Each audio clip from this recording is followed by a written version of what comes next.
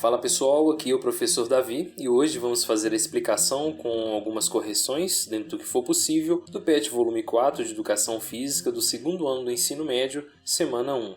E hoje vamos falar de alimentação. E a primeira informação colocada é sobre o Guia Alimentar para a População Brasileira, que é um instrumento que visa incentivar práticas alimentares saudáveis no âmbito individual e coletivo. Na sequência, temos que a alimentação é muito mais do que a ingestão de nutrientes. Envolve diversos aspectos que têm influência sobre a saúde e bem-estar das pessoas.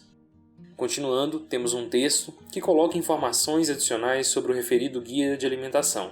E logo abaixo temos uma tabela com algumas informações importantes, informações essas que são a classificação dos alimentos conforme o Guia de Alimentação Brasileiro. E os alimentos podem ser classificados em in natura, alimentos minimamente processados, ingredientes culinários, alimentos processados e alimentos ultraprocessados.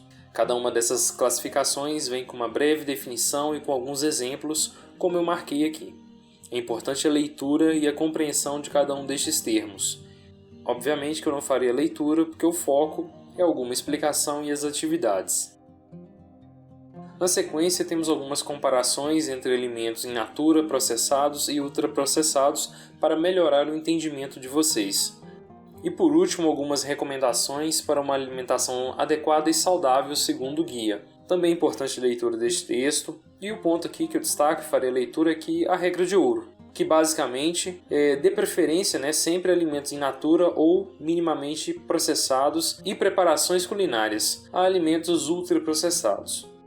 Na sequência temos as atividades. A atividade 1 pede o seguinte: vamos refletir.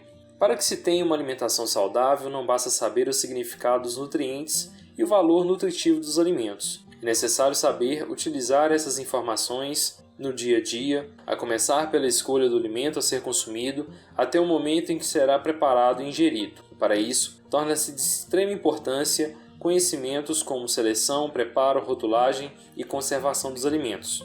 Para auxiliar na reflexão sobre como estamos nos alimentando, voltaremos no tempo para repensar como era a alimentação em cada período vivenciado pelo ser humano.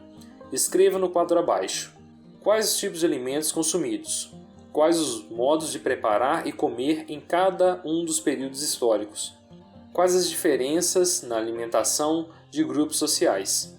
E aqui no quadro é apresentado para vocês a pré-história, a Idade Antiga, Idade Média, Idade Moderna e Idade Contemporânea. Vocês devem então colocar os alimentos consumidos, a forma de preparo e consumo e as diferenças na alimentação dos grupos sociais. Vamos ver o que foi colocado como resposta. Eu construí a resposta aqui do que foi solicitado, com base em algumas pesquisas, em alguns vídeos que eu pesquisei na internet, alguns artigos. E para facilitar, primeiro, eu vou deixar todo este texto no campo de descrição do vídeo, porque aí você consegue ouvir enquanto eu explico e ao mesmo tempo analisar cada um dos pontos, caso seja difícil verificar aqui no vídeo. Segundo, eu vou deixar também os links de onde eu tirei essas informações. Terceiro, é interessante que você converse com o professor de História para entender um pouco melhor esse assunto, porque a forma que eu vou abordar aqui talvez não seja completa e suficiente para explicar. Este tema e essa questão é muito complexa. E o quarto ponto aqui é um exemplo de resposta, não é a única possibilidade existente. Vocês podem tomar essa possibilidade para poder construir a resposta de vocês. Qualquer dúvida, pode deixar no campo de comentários. Eu não farei a leitura completa da resposta, pois senão o vídeo ficará muito longo. Então eu vou tentar explicar assim bem de forma dinâmica. O primeiro período histórico aqui é a pré-história, que vai desde o surgimento da espécie, ou até anterior um pouco a isso, até cerca de 4.000 anos antes de Cristo. A base da alimentação naquele momento era alimentos in natura, minimamente processados e processados. Esses alimentos eram derivados diretamente de animais, por meio da caça, pesca e domesticação. E incluía carne de rena, cabra, porco, galinha, peixes, entre outros. Era derivado também de plantas, que era a partir da coleta e das atividades agrícolas, incluindo raízes, frutos e folhagens diversas. Eu coloquei aqui um acréscimo que o sal era utilizado para conservar alguns alimentos, no caso sendo os alimentos processados, como a gente viu a definição nessa semana do PET. Quanto ao modo de preparo e consumo, os alimentos eram consumidos cru ou assado. Nesse período em específico, já se tinha o domínio, de certa forma, do fogo, então era possível assar alguns alimentos e conservados com auxílio de sal, como eu citei anteriormente. A número 3 pede qual era a diferença entre a alimentação dos grupos sociais. Eu não encontrei nenhuma informação sobre diferenças na alimentação de grupos sociais. O problema básico dessa questão é o seguinte, vamos pegar aqui o exemplo da pré-história. A pré-história, ela pega aproximadamente aqui como exemplo unicamente 200 mil anos e vai até 4 mil anos antes de Cristo. Então o lastro temporal é gigantesco. Nesse período da pré-história, unicamente aqui, a gente era nômade inicialmente e vivia da caça, pesca e coleta. Depois, isso aqui no Paleolítico. Depois, no Neolítico, a gente teve a Revolução Agrícola, ou seja, a gente saiu da situação de nômade, que era ir de um lado ao outro, na busca de alimentos, e passou com a Revolução Agrícola a ter sede fixa, ou uma residência teoricamente fixa, onde a gente produzia, e ali o que era produzido era consumido. E depois um aperfeiçoamento dessas técnicas de produção, essas técnicas agrícolas, com o advento da metalurgia e a revolução urbana no fim desse ciclo da pré-história. Então o laço temporal é muito grande e as mudanças são diversas. É muito difícil construir uma resposta para essa questão. Eu coloquei de forma bem resumida, tentando abranger o máximo possível de possibilidades. Na sequência temos a Idade Antiga, que vai de 4000 a.C. até 476 d.C. A base da alimentação era... Aí eu fiz a classificação aqui de acordo com o que é apresentado nessa semana do PET. Eu coloquei in natura, ingredientes culinários, minimamente processados e processados, para criar uma questão um pouco mais dinâmica. Então a alimentação in natura derivava basicamente da caça, da pesca e da domesticação de animais, e eu citei como carnes de boi, carneiro, cabra, porcos e peixes, e derivados da agricultura como cereais diversos, uvas, condimentos, dentre outros.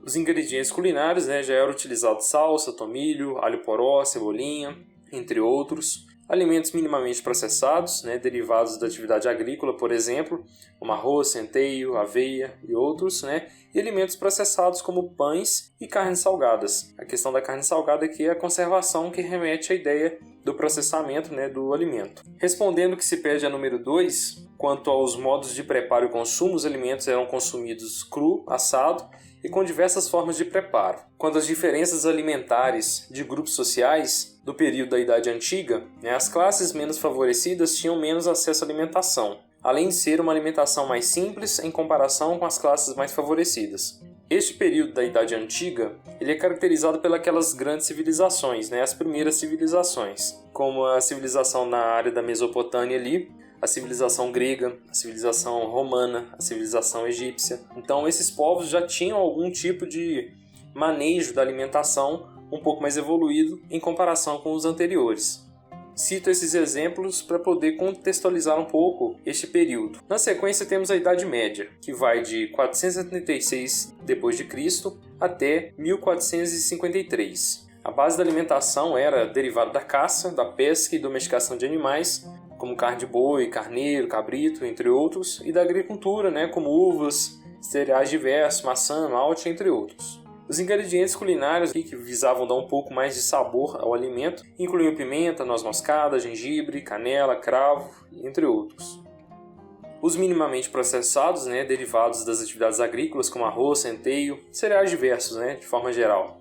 E os processados como pães, carnes salgadas, peixes salgados também, conservas diversas, geleias diversas, feitas de diversos tipos de frutas e até flores. E quanto ao modo de preparo, o alimento era consumido assado, ensopado, com molhos, na forma de bolos, geleias, conservas e outros. Quanto às diferenças na alimentação dos grupos sociais, a Idade Média é marcada pelaquela ideia que a gente tem do feudalismo, onde tem a presença do rei, do clero, da nobreza e dos servos. Acho que talvez sejam esses os termos certos. Então o rei, o clero e a nobreza dispunham de uma rica alimentação, e os servos dispunham basicamente do que produziam e conseguiam adquirir nas diversas trocas cotidianas, que parte ainda era destinada ao rei, como cobrança de tributos.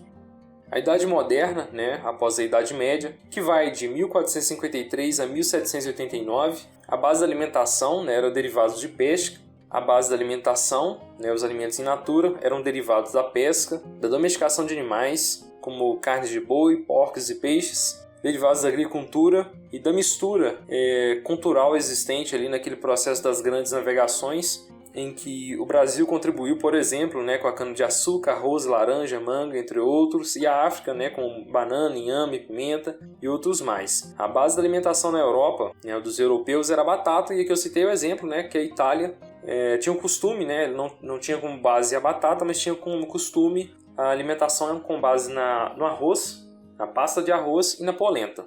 Os ingredientes culinários, que seriam os condimentos que dão sabor à comida, eram diversos, mas com uso um pouco mais moderado em comparação com os períodos anteriores. Havia também o consumo de alimentos minimamente processados, como cereais diversos e o café, que teve uma expansão neste período, e alimentos processados, como pães, carnes salgadas, conservas diversas e geleias. Quanto à forma de preparo e consumo, os alimentos eram consumidos assados, ensopados, com molhos, na forma de bolos, geleias, conservas, além de destilados como aguardente e vinhos. Aqui, quanto à alimentação, diferenciação da alimentação nos grupos sociais, as classes menos favorecidas tinham menos acesso à alimentação, além de ser uma alimentação mais simples em comparação com as classes mais favorecidas. Aqui, de novo, fica complicado definir o que é classe social ou quem pertence a que classe, porque quando a gente analisa um aspecto amplo, existiam diversas possibilidades de sociedades naquele período. Então fica difícil caracterizar uma ou outra, Se for citar todas, tudo bem, mas se for fazer uma caracterização geral,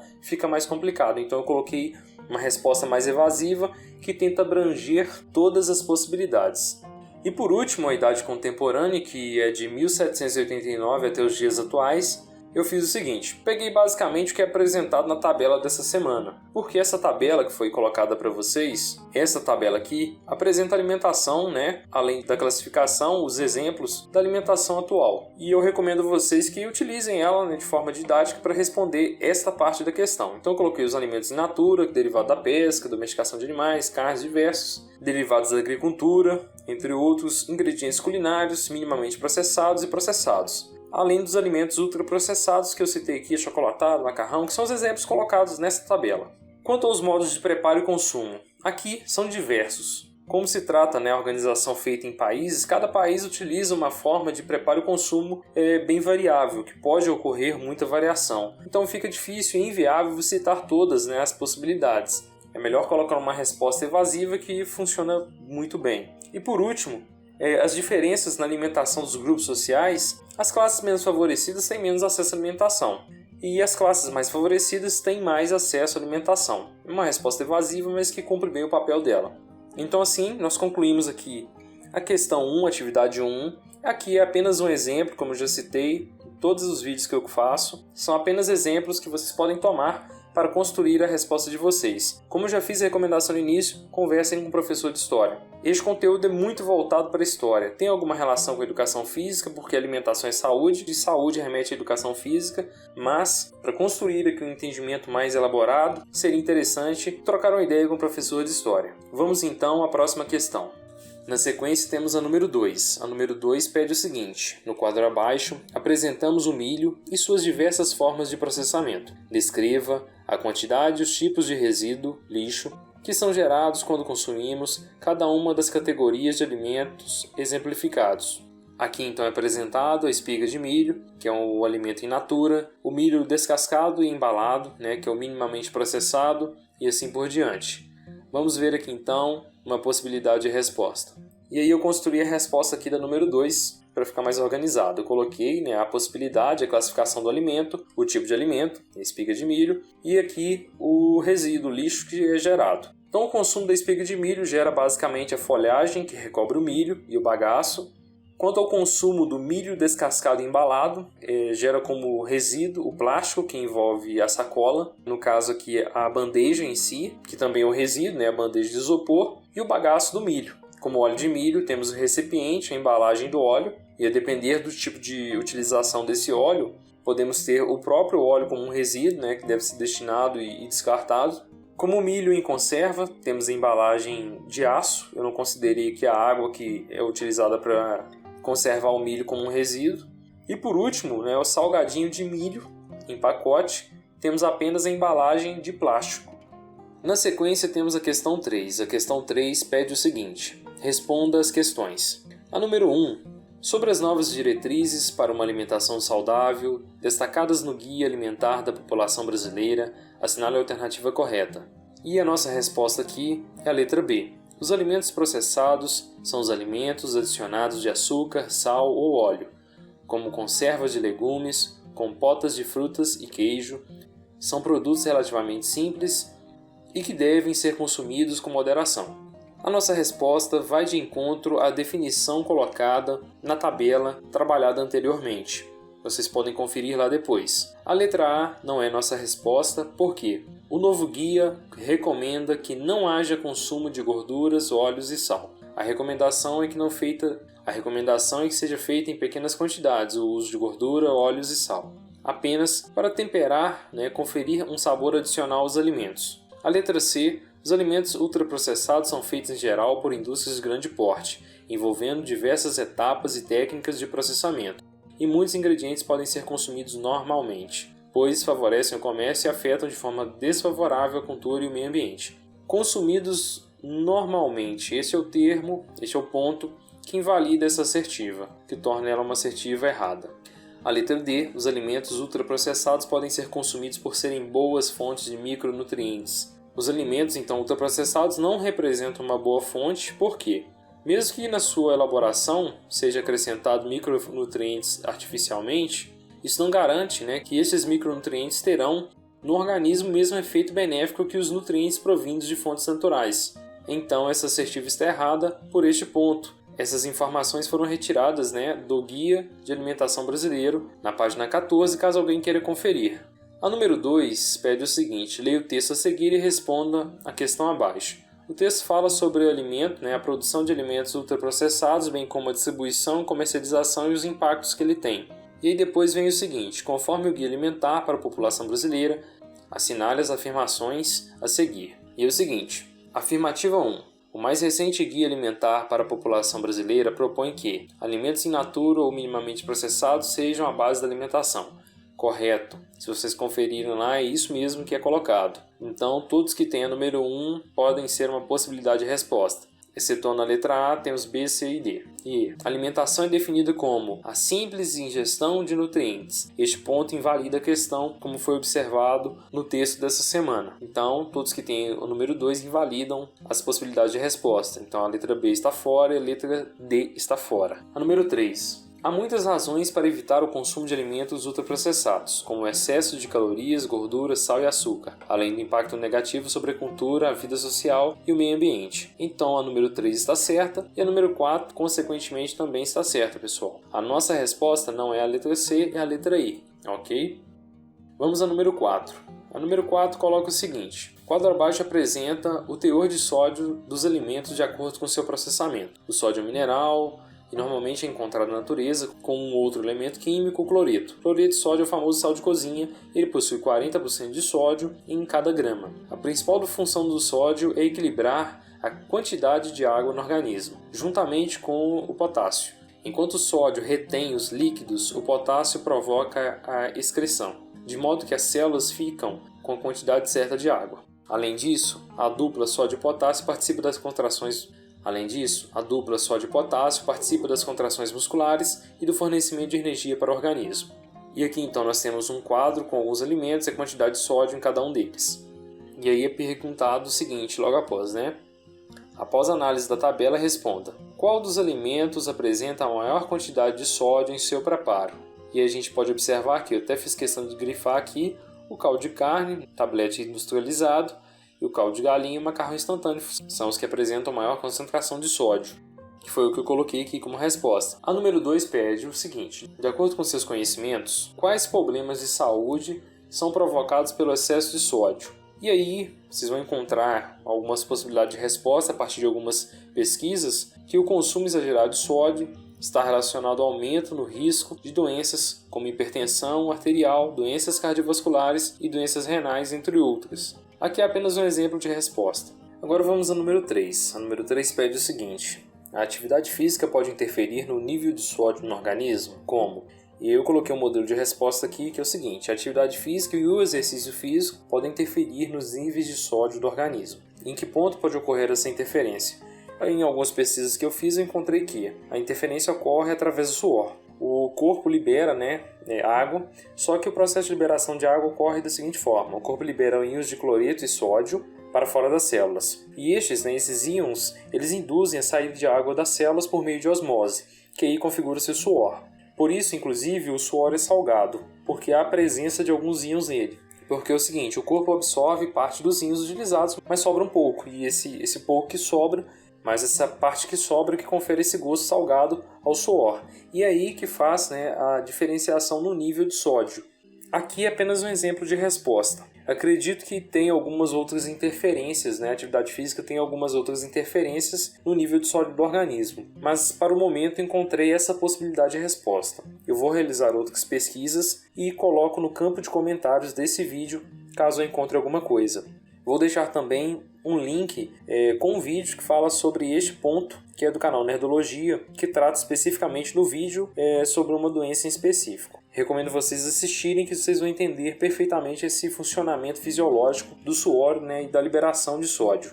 E é isso aí, pessoal. Com isso a gente conclui aqui a semana 1 do PET volume 4 do segundo ano do ensino médio de educação física. Qualquer dúvida, deixa no campo de comentários e não se esqueçam de se inscrever no canal. Um abraço.